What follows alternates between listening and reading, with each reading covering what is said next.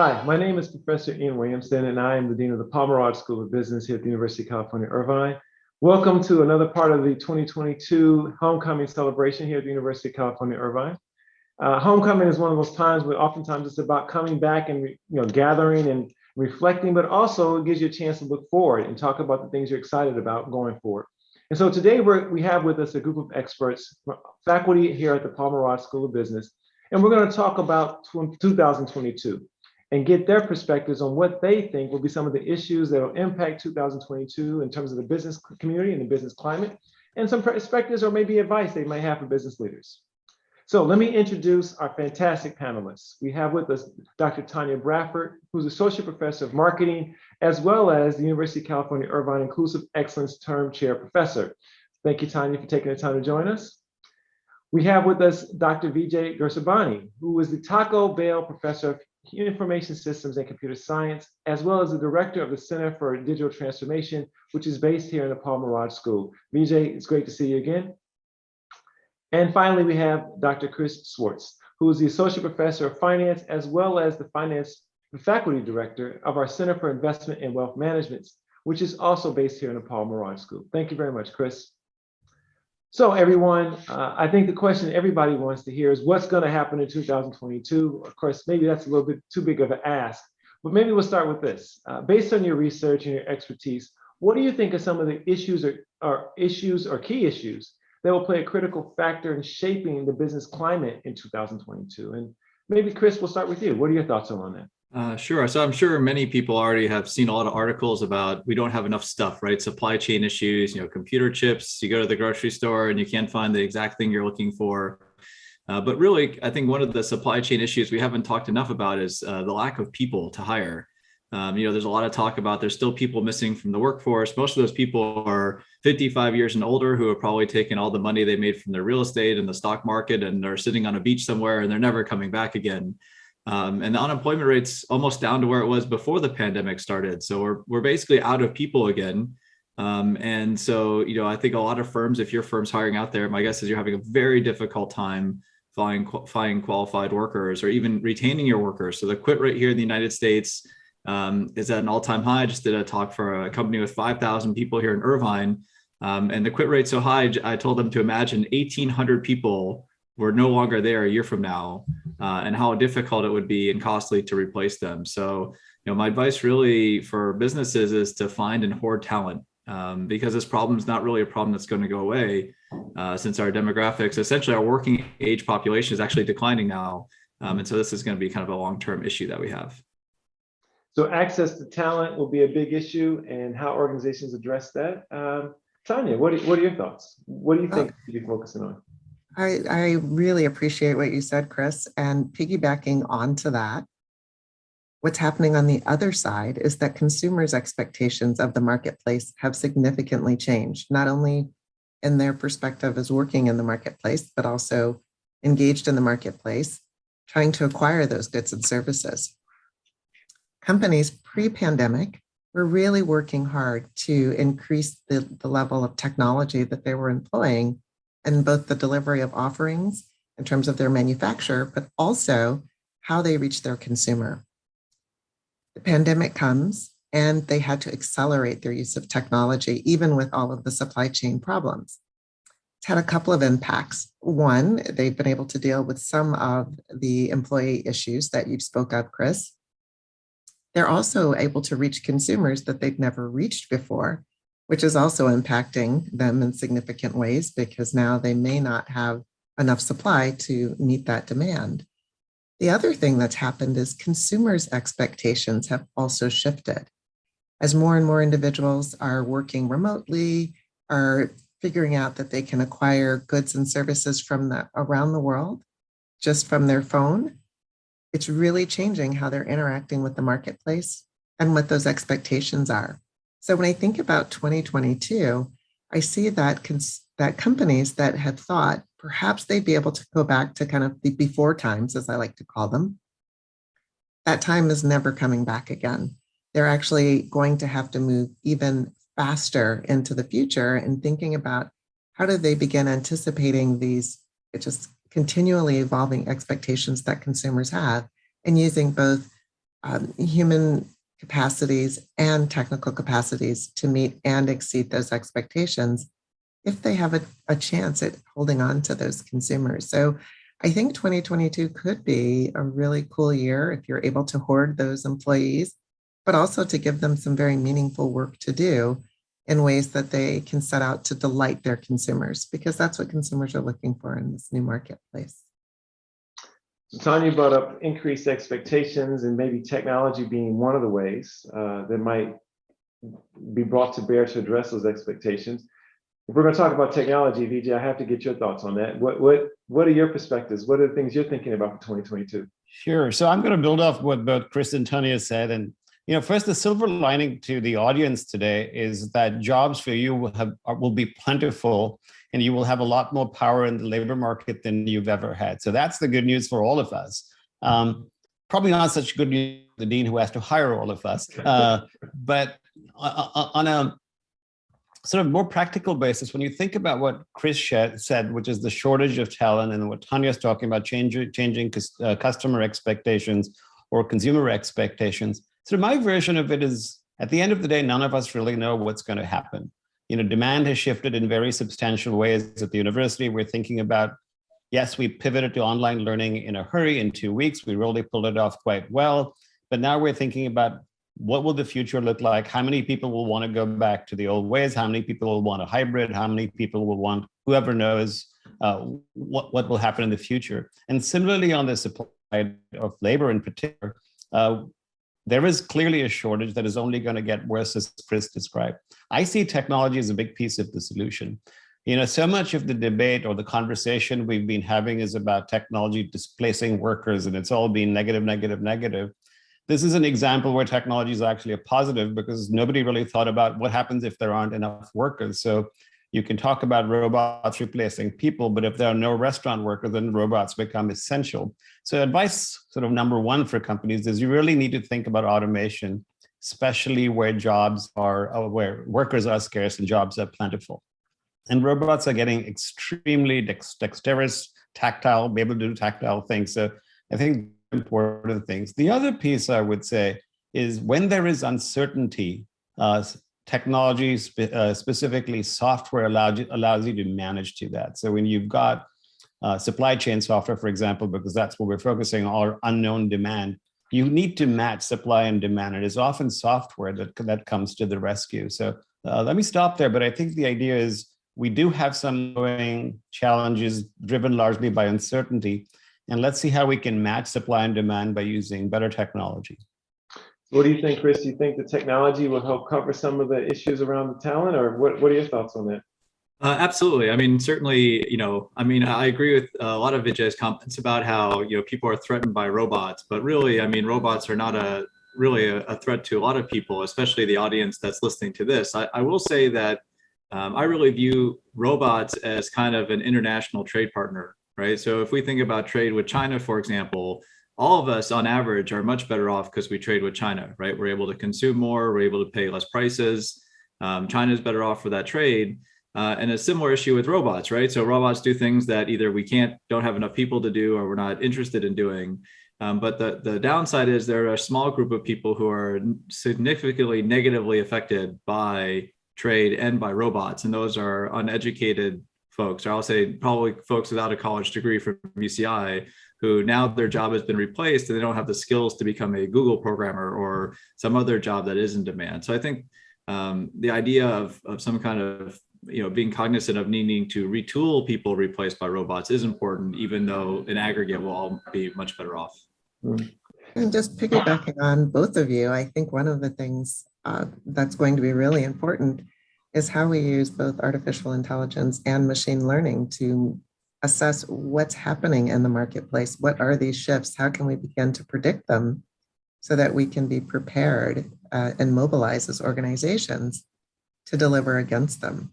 And I think this is where, Chris, you're talking about robots and the like, and how they might be engaged in technology. Here's where data begins to help us significantly. But we also have to think about both big data and thick data, so that we understand not only what's happening, but what the underlying motivations are for why it's happening, and what that might portend for the future. So Tonya, I'm just curious, I mean, Chris brought up a notion that the impact holistically around automation or forms of technology may be positive, but there may be segments that are disproportionately impacted in positive or negative ways.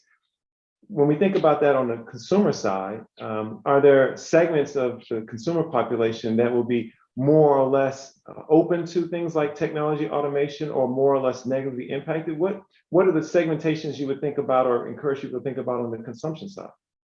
I think one of the challenges that we've seen in the marketplace from the consumer and the business side is that individuals really like a community feel, but so much of technology requires organizations to be a bit larger. And so you can lose some of that community feel if you move, for example, to all chain outlets in your environment, because that's who can afford to be there. And so I do have some concerns about some of our mom and pops. I've seen some of this even in our local community, where they've suffered because they're not able to keep up with something as simple as DoorDash or Uber Eats, and they're not able to keep their doors open. So we don't want what's been called the McDonaldization of society. We don't want every community to look like the others. And so I do have some concerns about how do we ensure that our smaller businesses that actually provide some nuance and some interest and texture to our society, that we find ways for them to continue to exist, even as we're moving to more technology embedded in how we're delivering. You know, Tonya, you bring up some really important points that I think we must address today. You know, so there's no question from all the research we've done at the center that digital technologies favor larger firms and obviously tech-savvy firms. And so the chain restaurants perhaps will, you know, do better, especially when you have to pay 25 or 30% of your ticket price to the delivery companies. You know, delivery used to be an afterthought for pretty much every restaurant. And now it's front and center because these platforms have accumulated so much power that people sometimes are more loyal to the platform than to the restaurant itself. And, you know, restaurants have to change their menus so that the food actually is portable and is delivered with quality rather than presentation and appearance. So I think those are sort of important things. But the point I really want to touch on is disproportionately, as both Chris and you mentioned, it is sort of the lower income folks, the people in some of these professions like the restaurant industry, that will be the most affected. So there's the immediate short-term effect on what happens to these folks. The longer term effect is these were always also pathways for people to join the middle class. You know, David Chang, who owns this famous restaurant Momofuku, actually has an episode on Hulu called Rise of the Machine, something like that, where he talks about all of these issues. You know, robots at restaurants replace the lower paid workers. And he reflects on his dad, who came over from Korea, I want to say North Korea, if I remember correctly, worked his way up from busboy all the way up to general manager of a restaurant. Those pathways where immigrants often started are not available anymore. So we do need to address sort of build policies to sort of make sure that people aren't left behind. So this is just a really interesting question, because there's this broader, clearly one of the things that will continue in 2022 is just broader social issues that cut across all aspects, certainly have an impact on business and certainly impact every aspect of business. I'd be curious, what are your thoughts? I mean, Vijay, you talked the notion of the pathways and how we create full participation across society. I mean, that has implications in the finance and economic space, the technology space, the marketing consumption space. Any reflections on how those issues should be thought of in companies as we go on through this year? So I think there's at the national level, that's not the question you're exactly asking, but people have talked about the notion of a universal basic income and things like that. So there's a whole set of macroeconomic policies that I want to acknowledge before I answer your specific question. But I think it's incumbent on all of us, universities and companies, to really invest in the education of our workforces and hopefully in the education of our communities. Because people who go to universities and get a decent education will ultimately do okay. I see one of our biggest challenges as a society and as a country is making sure that people who don't naturally have those opportunities for socioeconomic reasons, that we need to invest in that population, make sure they're aware of the opportunities, like what the Center for Investment and Wealth Management is doing, with its programming. And I know we're expanding that at the school level, but I think, and companies are investing in it. So I think we need more of a public-private partnership, but at least from where I sit, education is the way out of this dilemma, and we have to make sure that as many people as possible actually have the opportunity and the means to pursue an education for whatever suits them. But not everybody has to be in a business school, but there's lots and lots of professions where an education would help them. Other thoughts? I love how you speak to education and the notion of the public-private partnership. It's been probably, 20, 25 years since I've been back in a classroom with, kind of K through 8 kids, helping them to understand how business actually works. And that used to be something that was done quite frequently between universities and kind of K through 12 education. And to your point, not everyone is going to go the traditional route from secondary education into collegiate level schooling, and that's okay. But we do need to ensure that people have access to pathways so that they can be able to take advantage of all of the opportunities that they have access to in their community. And education definitely is part of it, but we have to think very broadly about what that education is. I'd also like to layer on that we need to help our students understand, and I believe we do a really good job of this here at University of California, Irvine, that the education that they get here is not a punctuation. It's not the period. It's a comma to their career. Like, there's going to be things that happen after it, and we're giving you a solid foundation upon which to build. And I think that as we move forward, that's going to become even more important, that our students recognize that this is a step upon their trajectory. It's not the be all and end all. So Chris, I got to bring you in, and I would love if you can maybe talk a little bit about the work that you're doing in the Center for Investment and Wealth Management, particularly around the Lifevest program, because I think it speaks clearly to one of the points that Vijay was making around how we invest in ensuring that we enlarge that pool of talent as much as we possibly can. Yeah, so I think, and I just to before I start that, I agree 100% with all the comments. I think companies are making a big investment in helping potential first generation students get to college, because they realize that the only way to make the labor force cheaper for them is to make sure the labor force is bigger of college educated students. And so, at the center we have a program called Lifevest that it's going to be the 12th year coming up of the program. And really its focus is a college-bound program focused on getting basically freshmen in high school, get them on campus here at UCI for a week. They stay in the dorms, eat dorm food, and we use financial literacy to prepare and motivate them to be the first in their families to go to college. And really the two big components of the program really are one, I really think the residential component speaks to the students. A lot of them don't have anyone to talk to about what the college experience is like, and they don't have that vision of seeing themselves as college students. So I think as much as anything, that's probably a very, one of the top 1 or 2 things the students always comment on when they come back as alumni. But the second piece is, I think, students who don't, maybe more blue collar job families, they don't really understand the opportunities that are out there for them, how accessible college is from a cost perspective. Here at UC, I believe any UC school is tuition free for any family that makes less than $80,000 a year.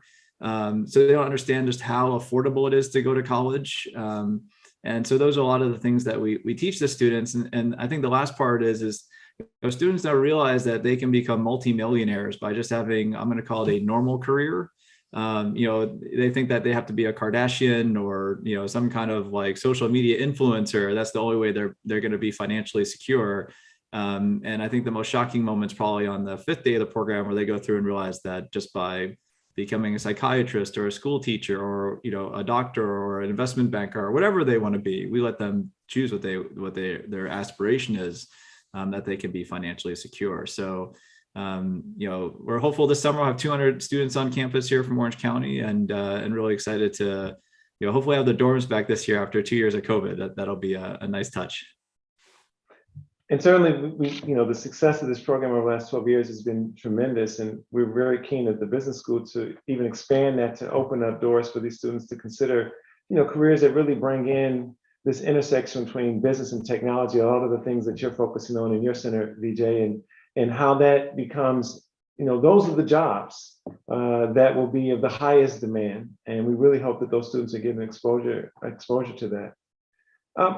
I'd be curious, are there, all of us in our research, we go out and we look at different companies and seeing what they're doing and how they're addressing particular issues or doing it in innovative and novel ways. Any examples of organizations or leaders that you've seen that you go, they're onto something there. They've identified a novel approach to something that others can learn from. Anyone have any examples like that? So I'm happy to kick off in response to that question. The companies that come to mind immediately are Moderna and Pfizer/BioNTech. I remember when the pandemic started in March 2020. I remember exactly the last day I taught my class was March 7, 2020. And people were visibly scared. I mean, some people already stopped coming to class and no one knew what the future held. You remember when we were washing everything that came into our house and disinfectants were sold out, and to Tonya's comment about supply chain issues and what customers might suddenly prefer.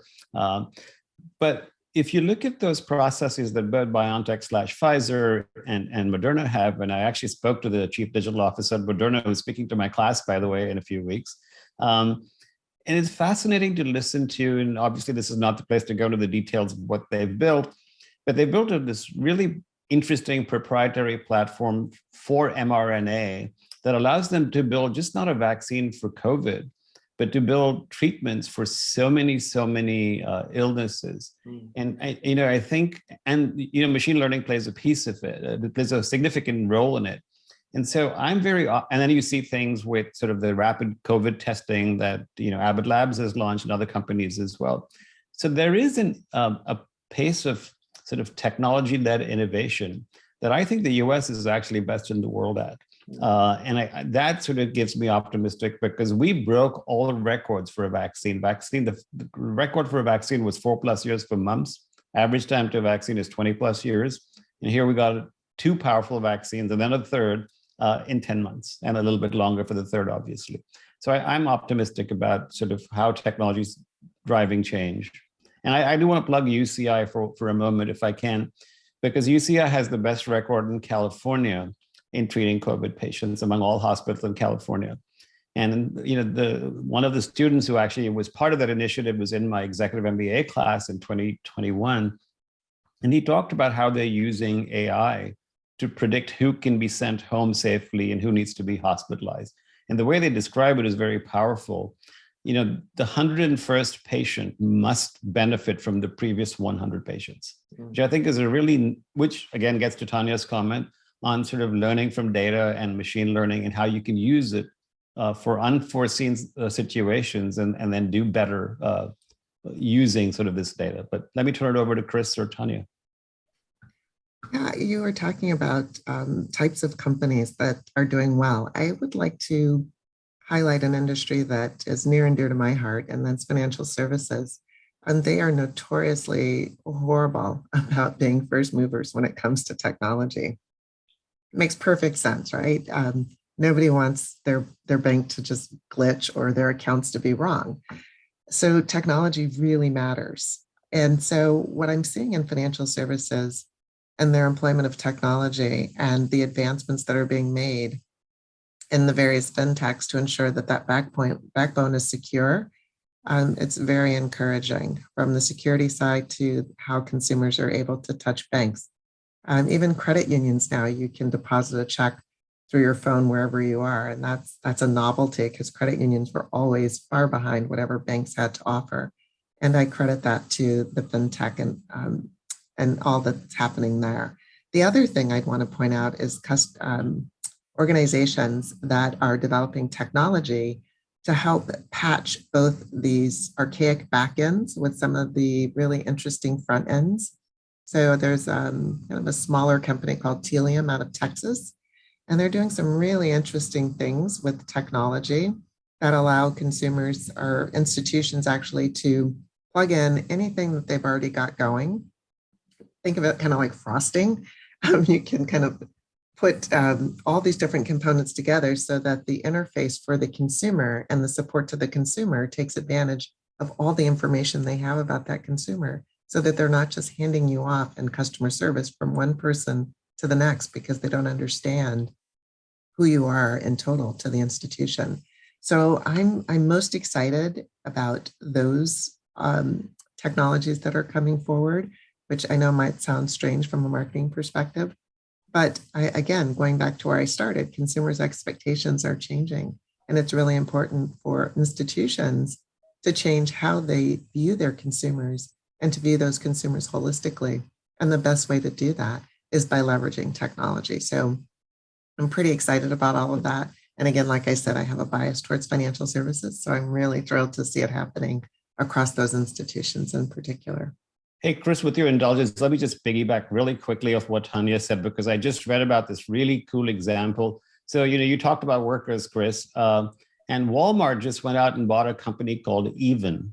And Even has a technology platform that allows workers to get advances on their salary without having to take one of those ridiculously expensive payday loans. So, even on the workers' side, now companies like Walmart are being very innovative, buying these fintech companies that are actually serving, I'm not sure if this is the right phrase, but some sort of social purpose. In this case, it's actually keeping their employees loyal as well. But these are little things that we can do with technology. We don't often think about the fact that somebody who gets a good or reasonable weekly wage may run out of money before he or she gets paid. And I think that's really important as well. But over to you, Chris. Yeah, the difficult, we could probably take another 30-minute session to unpack all that, but I think payday loans are probably the most financial literacy problem that we have, right? And getting rid of those, and a lot of it's budgeting, personal finance budgeting, and things of that. In terms of, I think we talked about a lot of different topics here, and I don't want to point out one particular company. I know one here locally in Irvine, but just to keep it general, I think the companies that are trying to retain workers however they can, especially good workers, being a little bit more flexible with stay at home, or being a little bit more understanding about childcare issues, for example. I think those are the companies that are ultimately going to win. The challenge right now is, even at the best companies in the world that treat their employees well, there's so many options out there. And it's almost costless to move because you can almost work from anywhere now. It's really become a difficult problem retaining your workers. But I think that the best companies realize that, hey, if someone wants a 6% raise instead of 5%, it's a lot cheaper to give them 1% than it is to hire somebody new. And not that everyone's replaceable, for sure, even though I'm sure a lot of people don't think they're replaceable. Everybody's replaceable. But you have to weigh the pros and cons of paying that price. So I think those companies that are being flexible are probably doing the best. Well, listen, everyone, this has been fantastic. I'm mindful that there are other homecoming activities, and so we'll certainly want to let the audience go appreciate that. But Tonya, Vijay, Chris, thank you very much for sharing your expertise, your insight, your vision with the audience today. It's really given, I think, people a lot to think about for how they position themselves personally, but also if they are a leader in an organization, how they should be positioning their organization to really thrive during 2022. So thanks again, and I hope everyone enjoys the rest of the homecoming celebrations and has a great 2022.